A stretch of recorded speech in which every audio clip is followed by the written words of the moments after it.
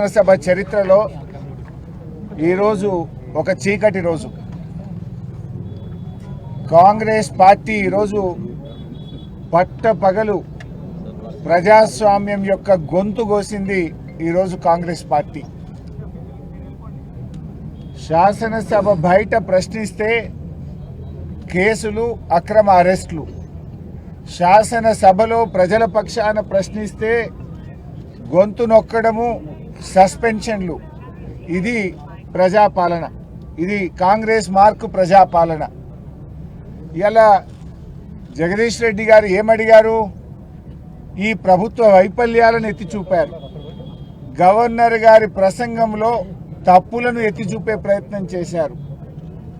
మధ్యలో కాంగ్రెస్ పార్టీ మంత్రులు, విప్పులు అడ్డుకునే ప్రయత్నం చేస్తే, అధ్యక్ష మా అందరికీ మీరు పెద్దవారు, మీరు మా హక్కులు కాపాడాలి, మా హక్కులు కాపాడండి అని ప్రశ్నించిన పాపానికి ఇవాళ జగదీష్ రెడ్డి గారిని మొత్తం సెషన్కు సస్పెండ్ చేశారు.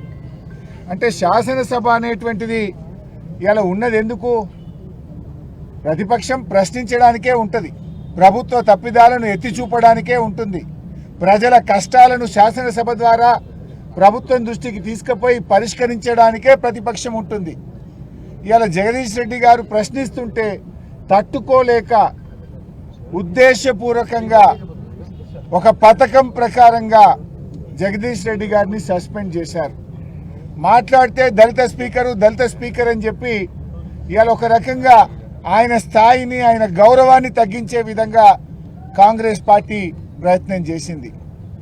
గౌరవనీయులు కేసీఆర్ గారు ఆ రోజు ప్రసాద్ గారి పేరును ప్రభుత్వం ప్రతిపాదించగానే ఏకగ్రీవంగా ఎన్నుకోవడానికి సహకరించింది కేసీఆర్ గారు, బీఆర్ఎస్ పార్టీ. అంటే మాకు ఆయన మీద ఉన్న గౌరవం ఇవాళ ప్రపంచంలో ఎక్కడ లేని విధంగా 125 అడుగుల అంబేద్కర్ విగ్రహాన్ని పెట్టి దళిత జాతి గౌరవాన్ని పెంచింది బీఆర్ఎస్ ప్రభుత్వం. ఈ దేశంలో ఎక్కడ లేని విధంగా రాష్ట్ర సచివాలయానికి డాక్టర్ బాబాసాహెబ్ అంబేద్కర్ పేరును పెట్టి దళితుల గౌరవాన్ని పెంచింది బీఆర్ఎస్ ప్రభుత్వం, కేసీఆర్ గారు. ఇవాళ ప్రపంచంలో ఎక్కడ లేని విధంగా 10 లక్షల రూపాయల దళిత బంధు పథకాన్ని ప్రవేశపెట్టింది ఇవాళ కేసీఆర్ గారు. కాంగ్రెస్ పార్టీ ఇవాళ దళితుల గురించి మాట్లాడుతుంది. దళితులను అవమానపరిచినటువంటి చరిత్ర ఇవాళ కాంగ్రెస్ పార్టీది. ఇవాళ కాంగ్రెస్ పార్టీ దళిత్ కార్డును అడ్డం పెట్టుకొని రాజకీయం చేయాలని, ప్రతిపక్షం గొంతు నొక్కాలని ప్రయత్నం చేస్తూ ఉన్నారు. డాక్టర్ బాబాసాహెబ్ అంబేద్కర్ గారిని ఓడించినటువంటి చరిత్ర కాంగ్రెస్ పార్టీది. బాబు జగజీవన్ రామ్ గారిని అవమానిస్తే కాంగ్రెస్ పార్టీకి రాజీనామా చేసి ఆయన కొత్త పార్టీ పెట్టుకున్నటువంటిది కూడా ఈ దేశ ప్రజలందరికీ తెలుసు. ద్రౌపది ముర్ము గారిని అవమానించిన చరిత్ర కూడా కాంగ్రెస్ పార్టీదే. ద్రౌపది ముర్ము గారిని అధిరంజన్ చౌదరి గారు, ఒకసారి సోనియా గాంధీ గారు కూడా ద్రౌపది ముర్ము గారిని అవమానించిన విషయం ఈ దేశ ప్రజలందరికీ కూడా తెలుసు. అంటే ఇవాళ దళితులను అవమానించిన చరిత్ర ఇవాళ కాంగ్రెస్ పార్టీది.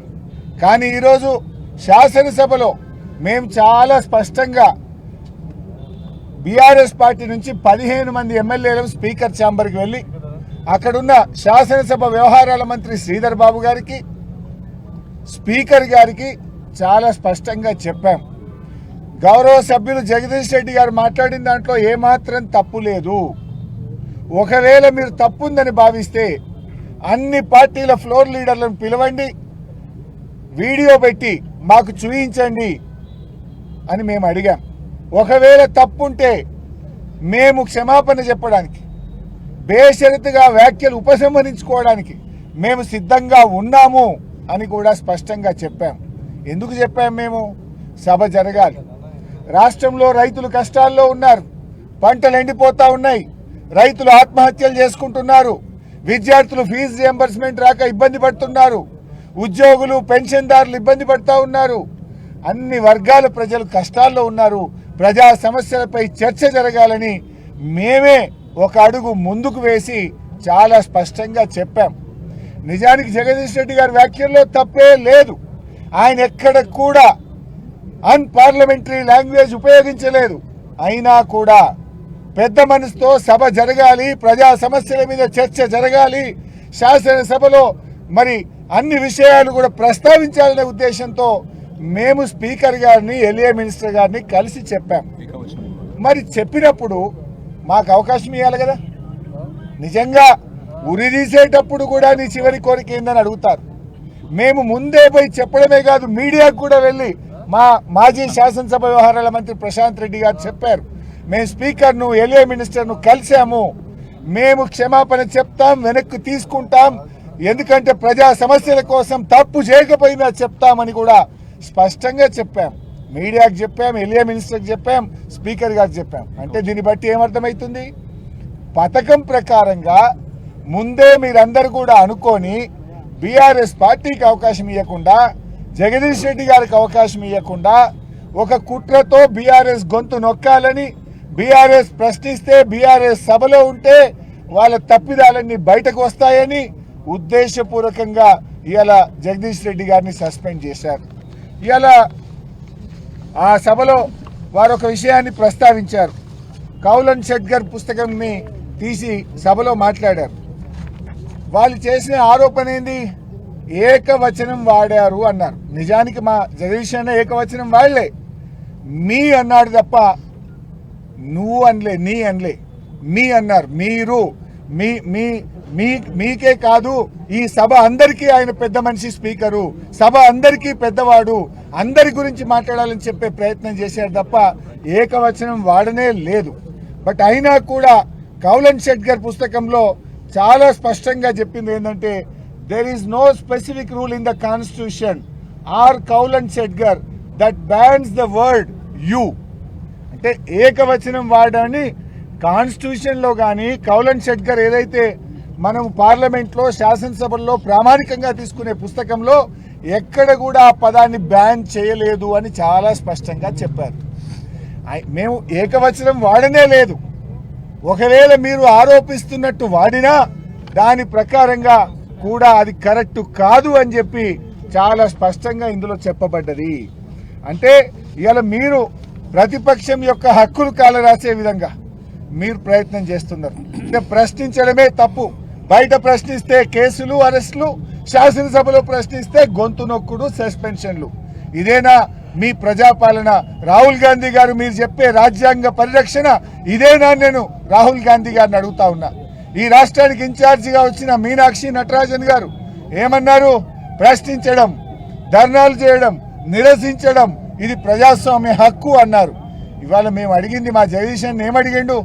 పంటలు ఎండుతున్నాయని, గవర్నర్ చేత తప్పులు చెప్పించారని, ప్రజలు కష్టాలు పడుతున్నారని, ఇదే కదా మేము చెప్పింది. అంటే ఇలా ఒక అప్రకటిత ఎమర్జెన్సీని తలపించేలాగా ఇవాళ ఈ రాష్ట్రంలో కాంగ్రెస్ పాలన ఉంది. ప్రశ్నించే వారిని పగబట్టే విధంగా ఈరోజు కాంగ్రెస్ పాలన ఉంది.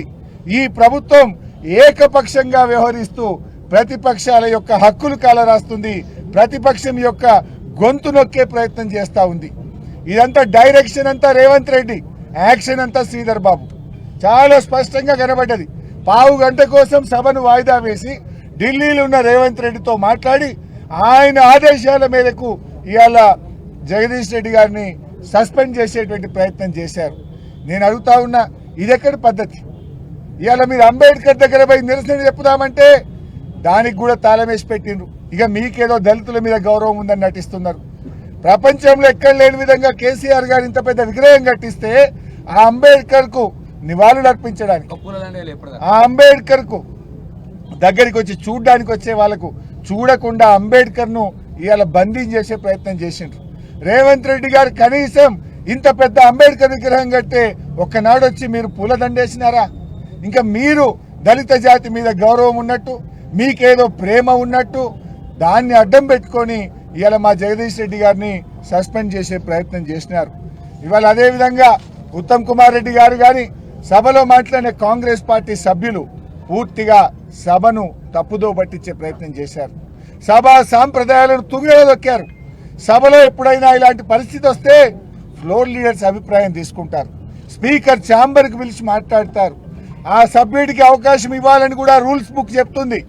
ఆ సభ్యుడు నువ్వు మాట్లాడిన వ్యాఖ్యలు వెనక్కి తీసుకొని చెప్పాలి. నిజంగా తప్పు మాట్లాడితే సభ్యుడికి అవకాశం ఇవ్వకుండా, ఫ్లోర్ లీడర్స్ అభిప్రాయం తీసుకోకుండా, కనీసం చర్చించకుండా, అయినా మేమే పెద్ద మనసుతో రాష్ట్రంలో ఉన్న ప్రజల యొక్క కష్టాలను సమస్యలను దృష్టిలో పెట్టుకొని ఒక అడుగు ముందుకు వేసి మేము మా వ్యాఖ్యలు ఉపసంహరించుకుంటాము, మేము హుందాగా ఈ సభ జరగడానికి సహకరిస్తామని చెప్తే మీరు ఒక పథకం ప్రకారంగా బీఆర్ఎస్ కు మైక్ ఇస్తే వాళ్ళు చెప్తారు గనక అప్పుడు సస్పెండ్ చేయడానికి అవకాశం ఉండదు గనక చెప్పడానికి అవకాశం ఇవ్వకుండా, మైకు ఇవ్వకుండా ఓన్లీ కాంగ్రెస్ పార్టీ వాళ్ళని 4-5 మాట్లాడించి ఇదే సభ అభిప్రాయం అని, ఇదే మూడ్ ఆఫ్ ద హౌస్ అని చెప్పి సభను తప్పుదో పట్టిస్తూ సభా సాంప్రదాయాలను తుంగలో దొక్కుతూ ఈ రోజు ఏకపక్షంగా సస్పెండ్ చేశారు.